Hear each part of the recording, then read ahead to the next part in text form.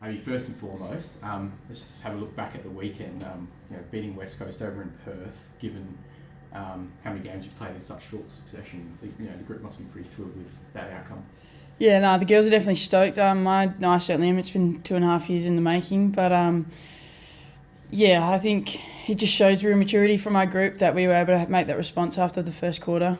As you said, the fourth game in 16 days, so to have that turnaround after a big travel over to Western Australia, it shows a lot of the hard work and fitness that the girls have put in the off season to be able to get that job done. We're stoked. Spoken a lot about that fitness and that hard work. Do you, as a player, notice it from yourself and from the rest of the group? Yeah, I certainly do. I was someone that I think lacked a bit of that last year, but it was one of my main goals in the off-season coming into this season was to get my fitness and push myself as much as I could and get all the running done. And I think all of us girls have done that for leading into this season. And yeah, you definitely feel it. Like even if you think you can't go, you just have that extra gear in you. And then when you see someone do it, you just want to do it as well. So yeah, it's an infectious feeling. And yeah, I think it's showing in our footy and our skills and that it's all playing out. You coming off a best and fairest season, were you challenged or did you challenge yourself to go and get fitter? I think, a bit of both. Just I didn't want to sit on those accolades and I just wanted to keep every year growing and pushing myself and seeing what more I can do, and hopefully that just keeps continuing over my footy journey. But just keep setting myself goals and not letting my morals sit where they were. But yeah. Someone else we noticed is Matilda Schultz getting a lot more of the ball as well, getting the ball down to you guys in the midfield. Yep. What can you say about her and how far she's come as well for a second-year player? Yeah, she's an absolute gun. She's just the body work that she's able to do, and over some of the girls, the more experienced rucks in the comp, she's able to get that front access and just able to deliver the ruck taps where we've been practicing. And even when she's not winning them in the air, she's first one to the ground and collecting her own ground ball or running out of stoppages and kicking it a good 40, 50 metres forward. So, yeah, she's a lot more confident this year, and like the rest of us, I think it's only going to get better and better every single year. Early in the game against West Coast, go back to that just briefly, but Ella Roberts really was getting on top and getting her hands on the ball a lot, that first quarter in particular. Sinead Goody went to her and did a bit of a job. I mean, she still had a lot of the ball, did she?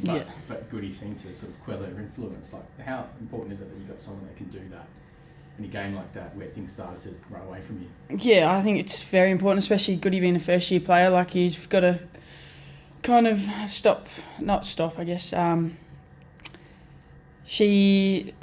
don't know the right words. Like, reduce the impact. Yeah, sorry.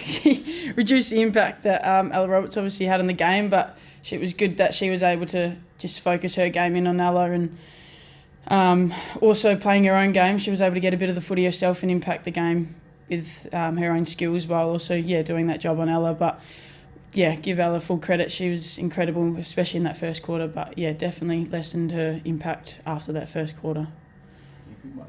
Collingwood this week, like, what's the preparation like when you've got such a short break from a Saturday sort of twilight game to a Thursday night game?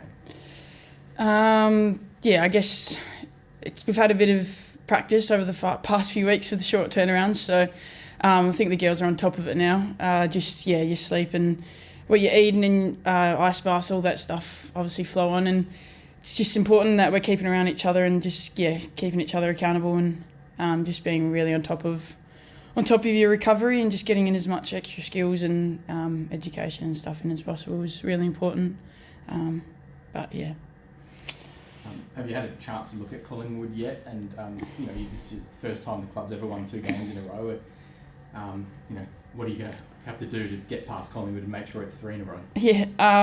We obviously had a bit of review yesterday. Looked back on the Eagles and then had a look at Collingwood, as Loz said. We will early in the week. Like now, we'll have a good look at Collingwood and do our homework. But after that, I think a lot of the focus is just on us and what more we can bring and what we can do to try rev ourselves up to go from that first quarter instead of having a bit slower of a start. And it is a special round being Pride round in the AFLW. What does that mean for you and for the other players around you? I think it's just so incredible that we get to have that as a round in itself.